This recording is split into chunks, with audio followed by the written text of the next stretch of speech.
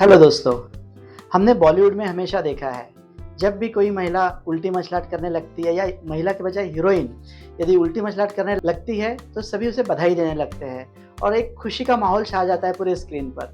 तो क्या सही में यदि एक आधी महिला उल्टी मसलाट कर रही है, तो वो गर्भावस्था का लक्षण होता है? दोस्तों, यदि माहवारी मिस हुई है या मेंसेस मिस हुए हैं, तो डेफिनेटली ये एक ऐसा लक्षण माना जाता है जो कंफर्म करता है कि गर्भावस्था है। यदि कोई महिला को उल्टी और मसलाट नहीं हो रही है और माहवारी मिस हुई है, तो क्या वो गर्भवती नहीं हो सकती है क्या? डेफिनेटली हो सकती है।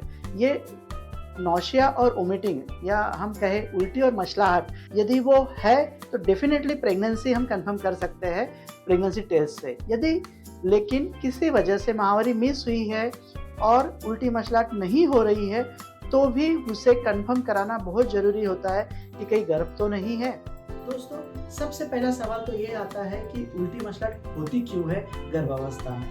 दोस्तों, गर्भावस्था में गर्भ ह्यूमन कोरोनिक गोनाडोट्रोपिन ये एक ऐसा हार्मोन प्रोड्यूस करता है जिसके वजह से गर्भवती महिला के शरीर में जो वोमिटिंग सेंटर है वो थोड़े एग्रीवेट होते हैं या जो एक्साइट होते हैं।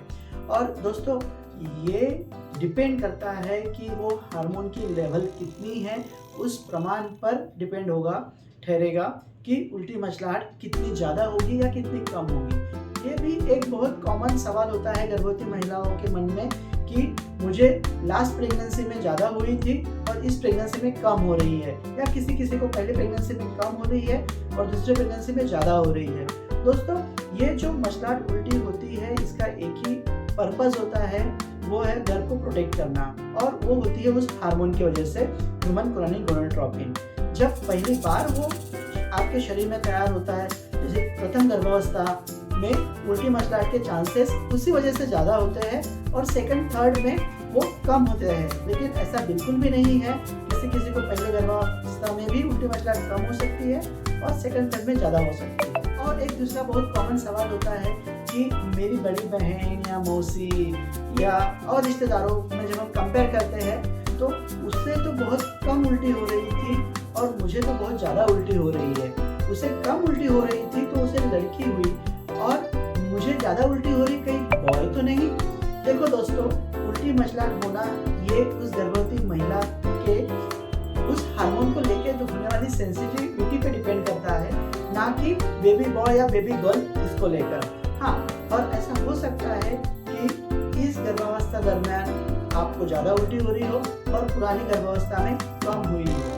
कुछ गर्भावस्था जैसे कि ट्विन प्रेगनेंसी है या मोलर प्रेगनेंसी है, उसमें इस हार्मोन की लेवल इतनी ज़्यादा मात्रा में होती है कि उल्टी मसलाहट बिना सलाई इंजेक्शन के रुक ही नहीं पाती है, जिसे हम हाइपरिमेसिस ग्रेविडारम कहते हैं। हाइपरिमेसिस ग्रेविडारम में गर्भवती महिला को पानी भी नहीं पचा पाती है।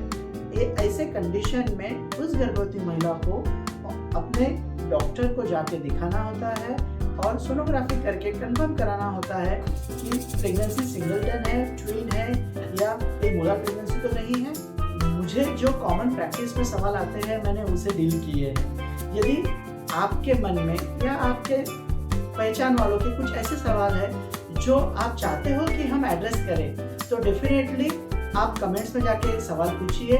मेरा प्रॉमिस है कि हम ज़्यादा से ज़्यादा कोशिश करेंगे कि जो भी गर्भावस्था दरमियान लेके डर है आपको, जो भी छोटी छोटी चीज़ें हैं, उस हर चीज़ को हम एड्रेस कर सकें और गर्भावस्था दरमियान होने वाली छोटी छोटी साइन एंड सिम्टम्स को हम डर कम करके अच्छे से कोप अप कर सकें।